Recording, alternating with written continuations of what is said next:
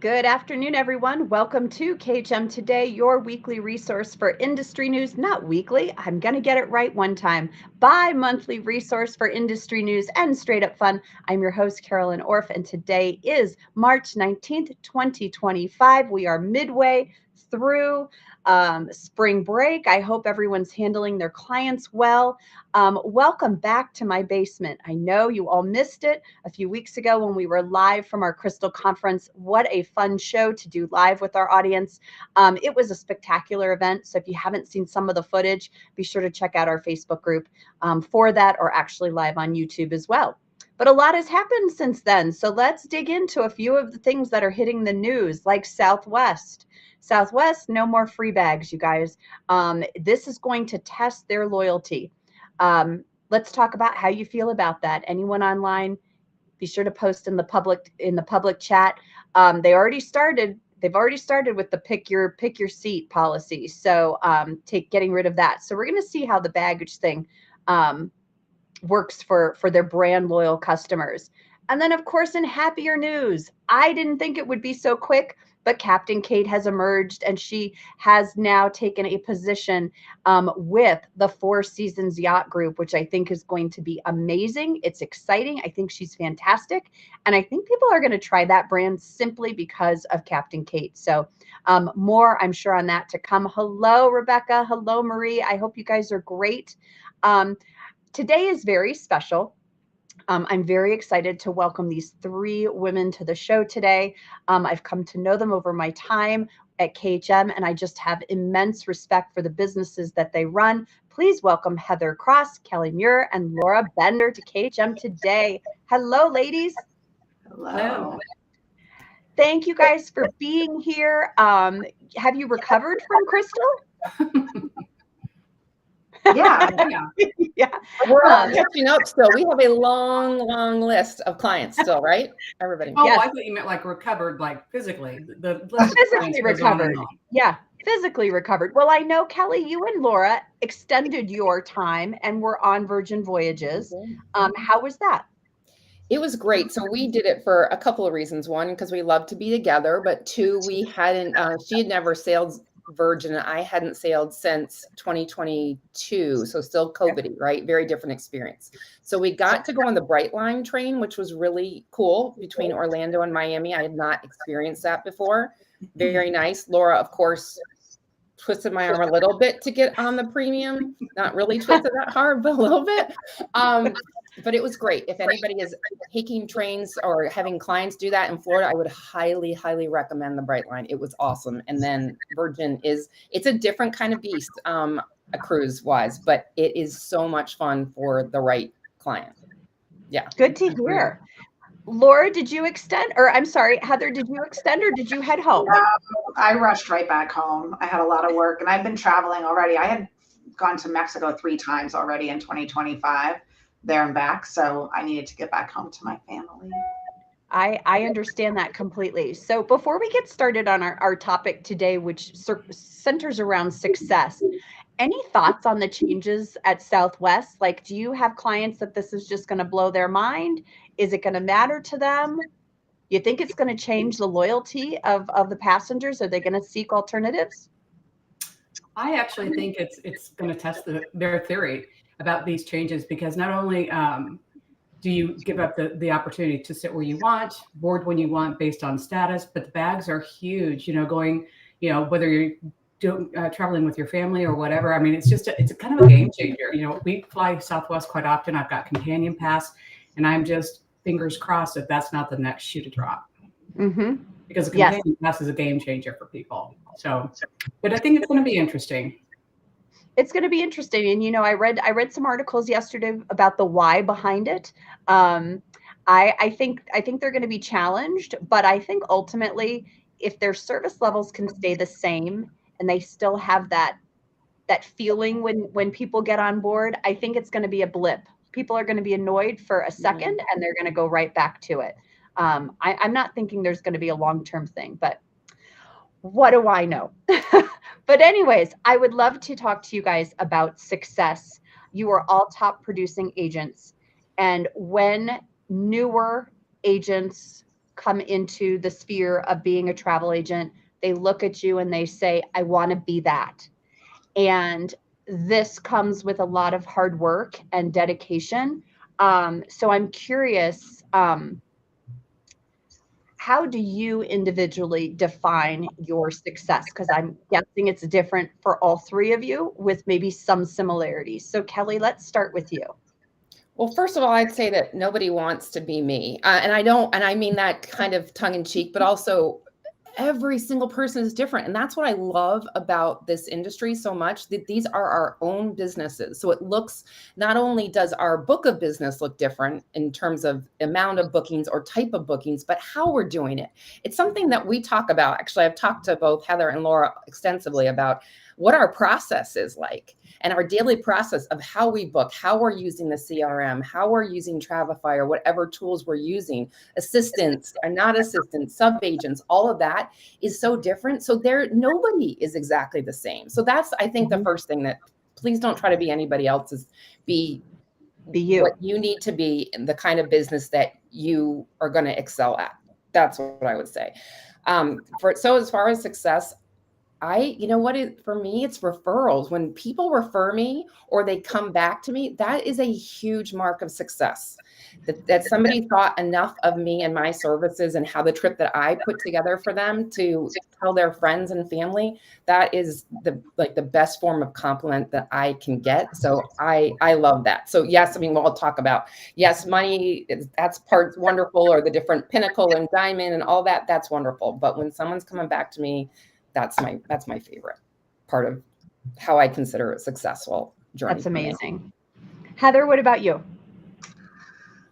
There's a lot of things. I do look at numbers. I can't lie. I'm definitely a numbers driven person. Although, we were talking about this earlier, quality of life has become really a focal point for me in measuring success. How can I sell at the volume that I sell, provide a good experience for my clients, and also enjoy my life, whether that means getting exercise every day or actually taking a real vacation where I don't work and get to enjoy time with my family. So for me, that has been a primary measure of success, and something that I finally 2 years ago, maybe 3 years ago, I left my computer home at spring break, and I sort of had put my team in charge of everything.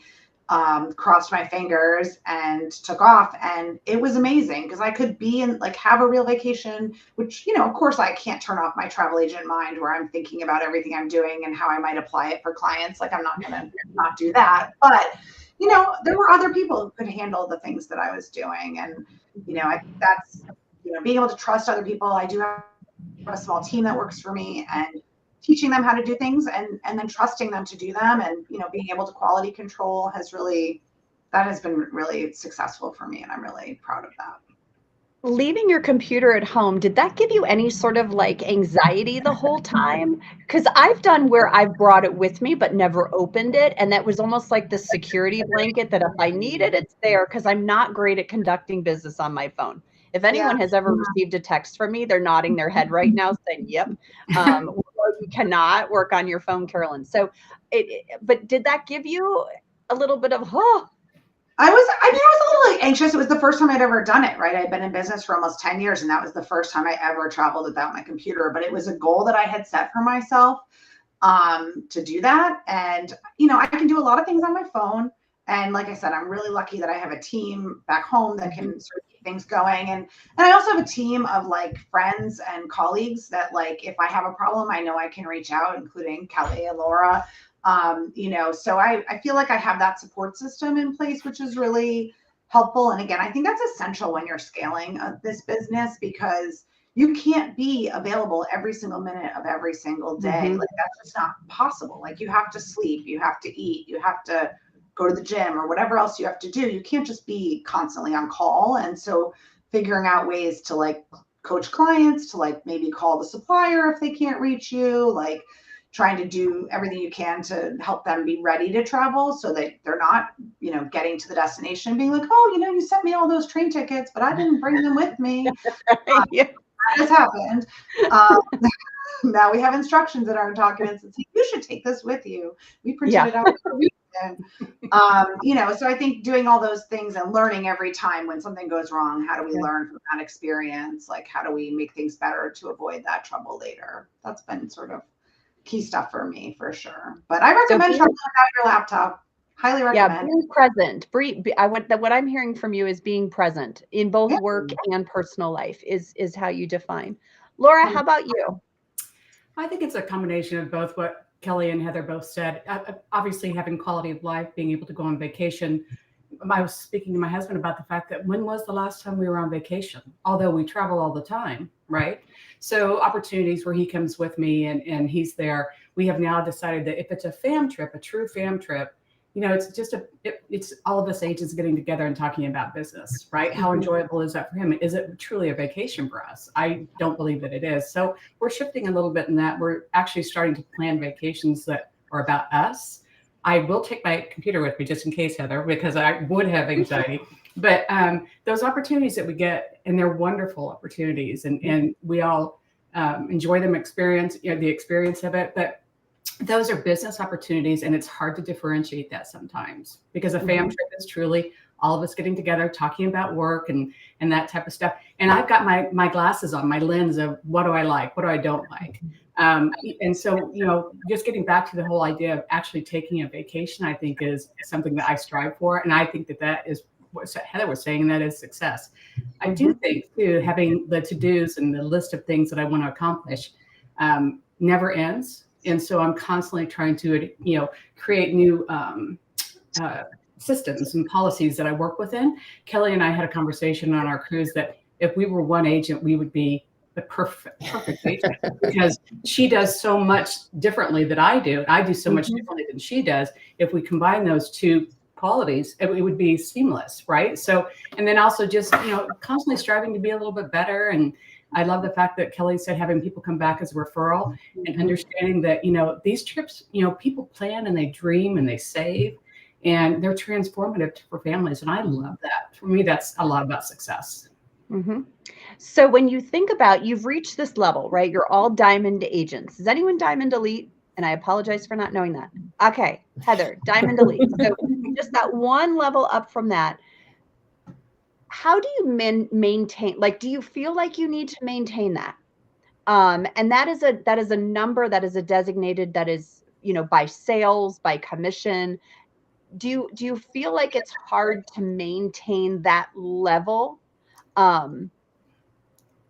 every year? I mean, I feel like it's probably a goal, a challenge, but are there sometimes you just I just don't know? Well, last year I always grew.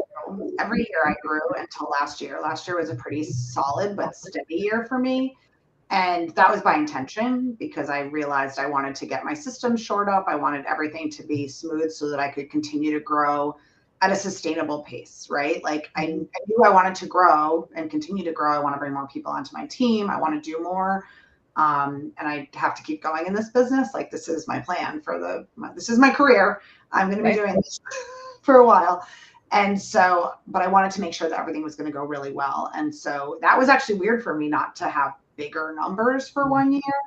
And I got to say, I kicked off 2025 and I was like, not doing that again. I realized how fueled I am by that, that growth and the seeing the numbers go up in the CRM and that success. I mean, but again, I think that kind of what Kelly said, knowing what you need and what you want from your business. One of the reasons I pulled back last year a little bit was because my daughter is getting ready to go to college. She's a senior in high school. And I knew I needed to have the emotional bandwidth to tackle that process and be there for her. And, I think that, that's what's nice about this business and being your own boss and being an entrepreneur is that you can be in charge of your destiny to some degree. And you can decide hey, this is a growth year. This is going to be a year where I'm going to pull back. I've got some personal things going on and I want to focus on them. But a little bit of the gotcha, I got to get going kind of definitely hard for me to resist. So it's a struggle. I love when you define what that year's going to be about, right? We've talked about that in 2.0, right? Kind of that theme for the year. It's not necessarily sales growth, but it's shoring up my policies and procedures. It's education. It's booking this or booking that. So it's got a little bit of a different spin on it. It's still a goal. It's still a benchmark. But it's not necessarily sales related. And I think some people get so focused on it always being sales related that they forget that there's other ways that they can grow in their business. Can I interject, Carolyn?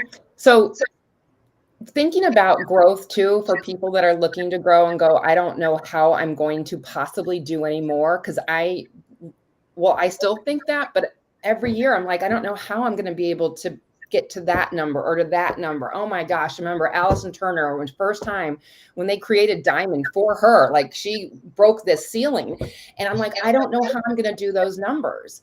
And it's because every year I've gotten more and more efficient because I know more and more every year. So not only in the processes, but the networking of all the people, whether it's other agents or suppliers or KHM agents, knowing where to go. So I think you can produce more in less time or the same amount of time too. So kind of like it's overwhelming in the beginning, I think. And it still can always be overwhelming. But I remember going to a Travel Leaders Network conference about 10 years ago. And I was like, big eyes. Oh my God, my head's going to explode. And I was talking to this other agent who's been in the business for 20 plus years. And she's like, oh yeah, that's new to me too. That's new to me. And I thought, oh, you're still learning too. Okay, this is going to be a constant process. So that kind of let me calm down a little bit and take it, one bite at a time. And I'm still learning. I hope we're all still learning, and again, making more of our time so we can be more efficient. Those numbers can continue to grow too. And for some, it's the higher dollar bookings. Yeah. More commission.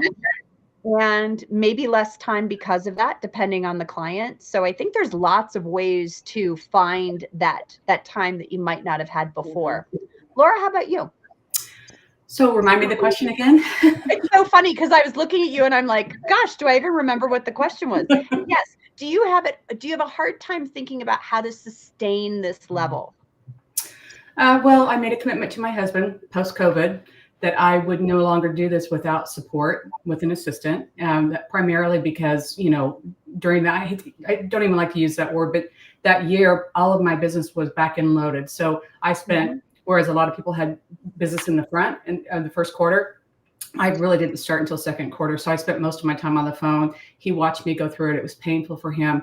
So I made that commitment to him and I'm okay with it. I enjoy it. I have an assistant that I love. She's worked for me now for about a year.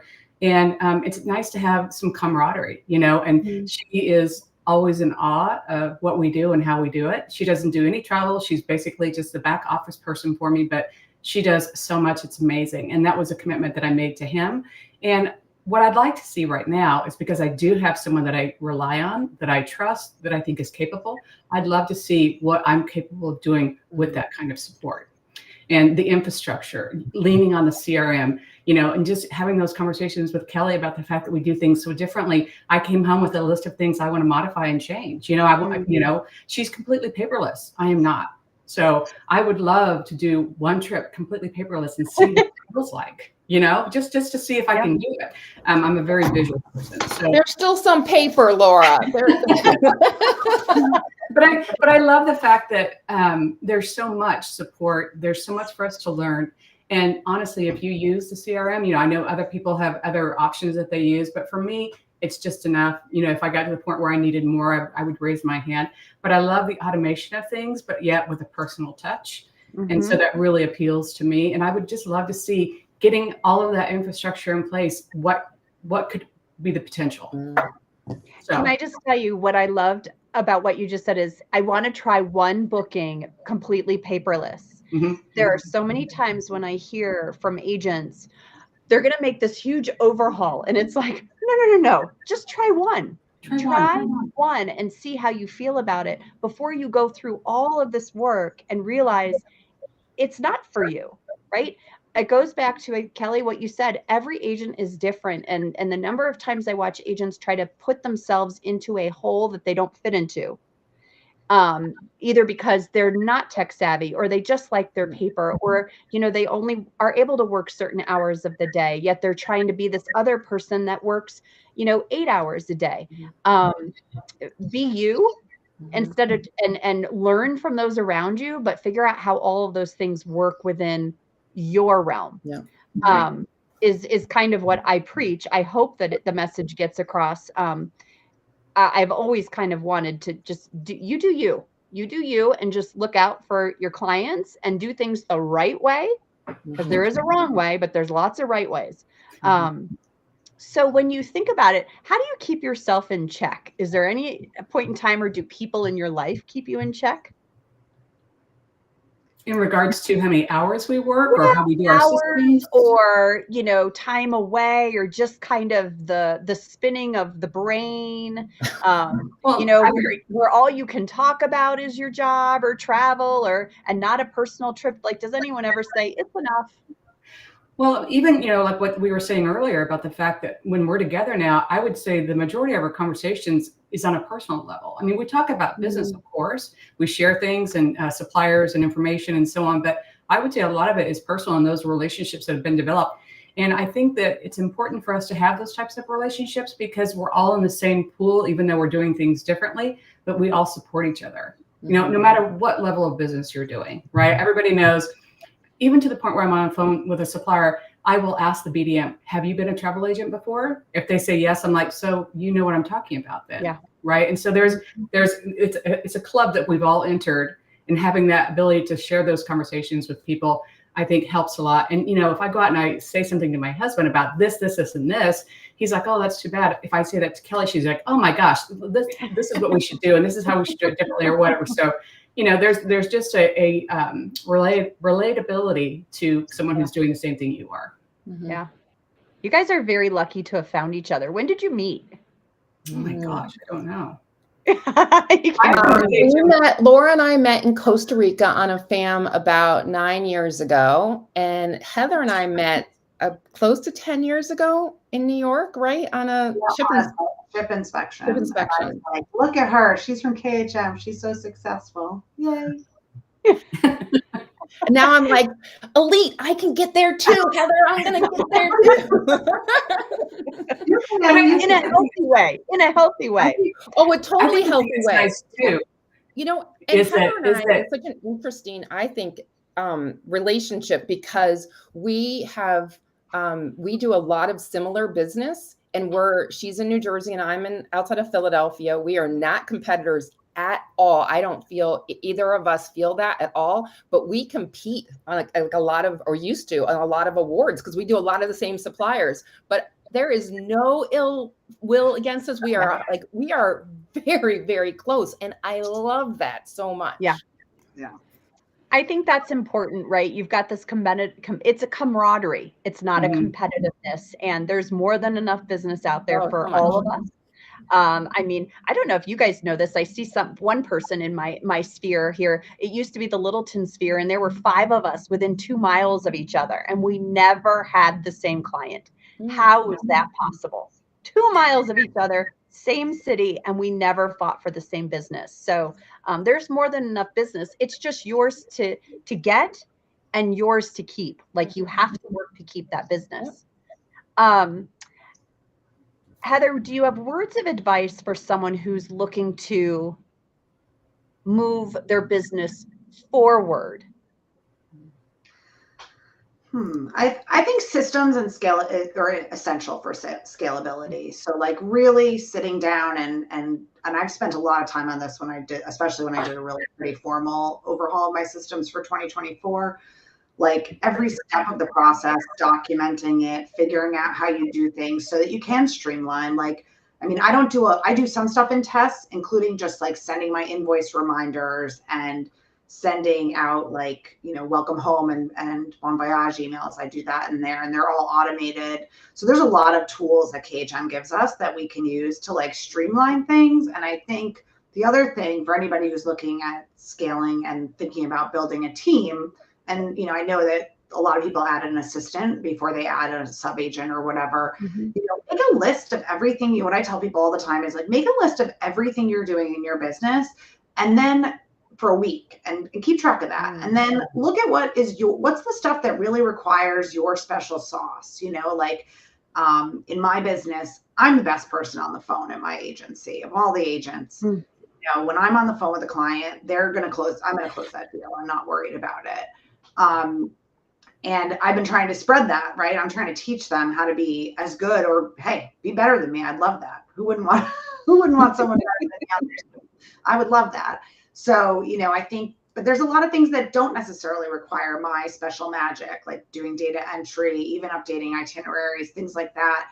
And being able to find people that can help you and want to do that kind of stuff. And like, I actually just, after years of trying to get my daughter to help me in my business, she has become desperate enough to work for mom.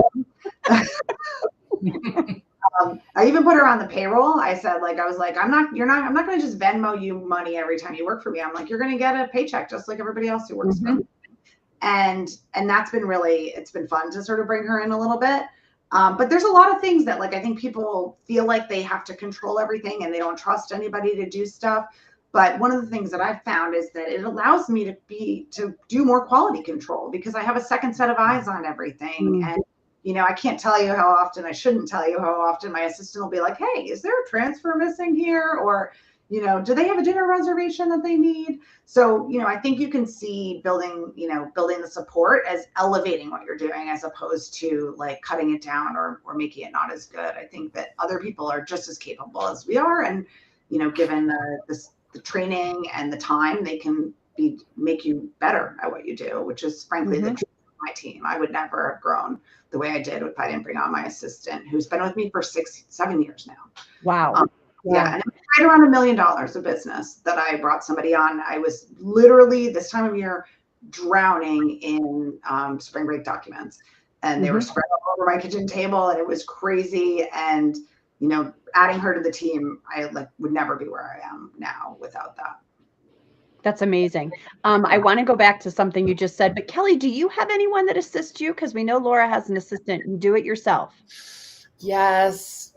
Laura is trying to bring me over to the dark side too. And Heather and I have talked at length about it. And I think I'm at that point, beyond that point, probably. Yeah. So no, just me right now. Okay. Well, look, I don't have one either. And I do the two things, right? KHM and my own business. And one of the things that I have chatted with people about is it might not be that you necessarily need help within your business, but is there another area of life where you can receive assistance that would take some of the pressure off, right? And so an agent literally went home because I said, look, I don't have a cleaning lady. I'd love to have someone come in and clean my house, which would alleviate 4 hours every week. And an agent actually sent me a note after 2.0 and she said, I just want you to know I hired a cleaning lady. I did that last year. Yes. She could not give up the business pieces, right? It was not working for her. And so she was like, I'm going to give up this. And that worked for her. So right, baby steps. But Heather, and you brought up the Heather special sauce. I want to ask each of you as we close out, what is your special sauce? I think mine would be, similar to Heather, being on the phone with people.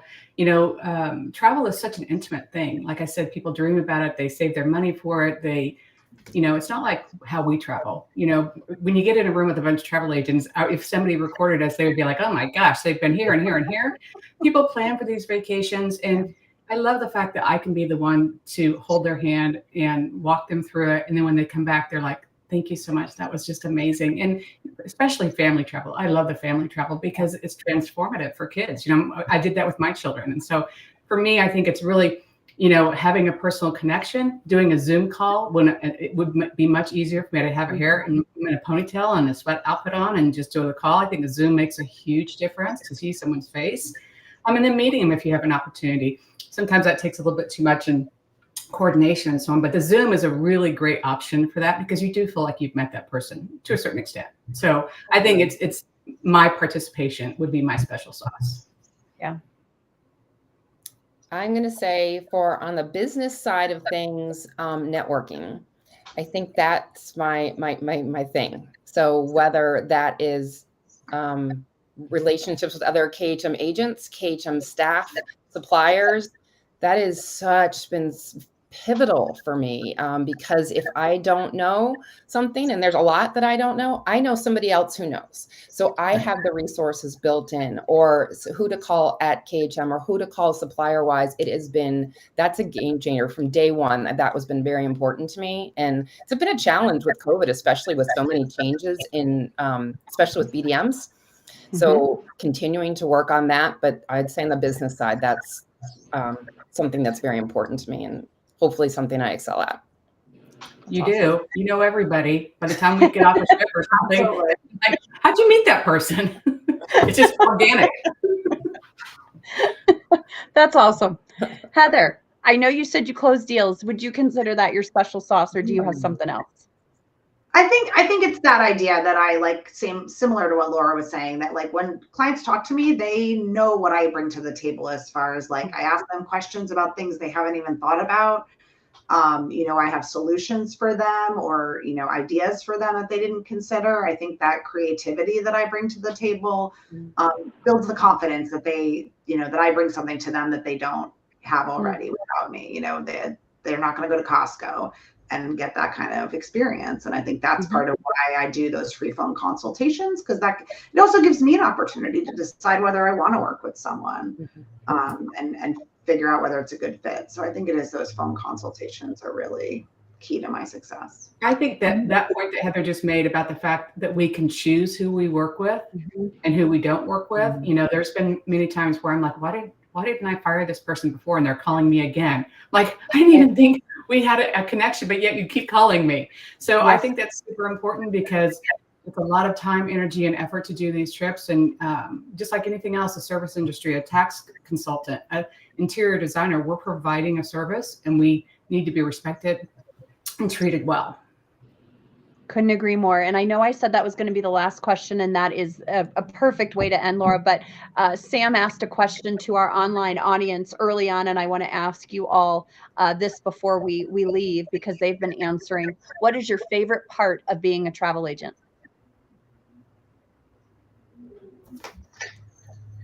I think, go ahead. You go. I think seeing the spark when people call me or talk Zoom. I do a lot of Zooms too, like Laura said. It really helps with the connection, but they're so overwhelmed. I mean, a conversation today about Iceland, they're so overwhelmed, and I start talking about it in more detail and specifics, and all of a sudden it becomes more attainable and also more exciting. And you see that spark, and it's so exciting to be able to make something a reality for a family or for a couple, whoever it is. Yeah, I love it. It's a rush for me. Yes. Laura or Heather? So I would say being in the travel business and being with KHM specifically, it has enhanced my life so much in so many ways, from friendships to relationship with suppliers, travel that we've done. And, I'm a person who loves to help people. And that's an amazing thing, because you are truly helping them, especially when you've gone and you've done your research and you know what you're talking about. And even if you don't know what you're talking about and you say to someone, I'm not 100% sure, but I can find out. I just love the fact that, like what I had said before, post-COVID, my husband was like, do you want to sunset this? Is it too much? And I said, I would be so sad. What would I do? I'm a worker. I've always worked and I love it. And I would be wondering what's going on over there all the time. So I would say it's just enhanced my life in so many ways. Some good, mostly good, some bad. There's always a little bit of bad with it in the travel industry. That's true. Well, unpredictable, right? It's very unpredictable. Better way to say it. Yeah. My favorite thing is hearing from people when they come home, and hearing about all the highs and the lows, the things that could be better, but like hearing back from people that have had a great trip and what they loved about it. And, that some of the advice I gave them was good advice. That always makes me feel really good. Yeah. Yes, absolutely. Thank you all for being here today. You all have such a calming presence that I feel like, of course, people keep coming back to you. Like, you don't make them anxious. You just have these voices that are so even keeled that even in a stressful situation, I feel like you'd talk anyone off the ledge and just be like, okay, we'll handle that. Like, I feel like that's what I'm picking up on. And I can see why your clients absolutely adore you and would come back to you. But I thank you all for your time today. I know you're very, very busy. So thanks for spending this with us. We've got a lot of online comments here that are just, they love you guys. They love you guys. Thanks for Thanks for asking. the invitation. It was fun. Thank you. Absolutely. Anytime. Thanks for joining us, everyone. We'll be back here on April 2nd. Do you believe it? And we have some really fantastic young professionals joining us. Thanks for being here.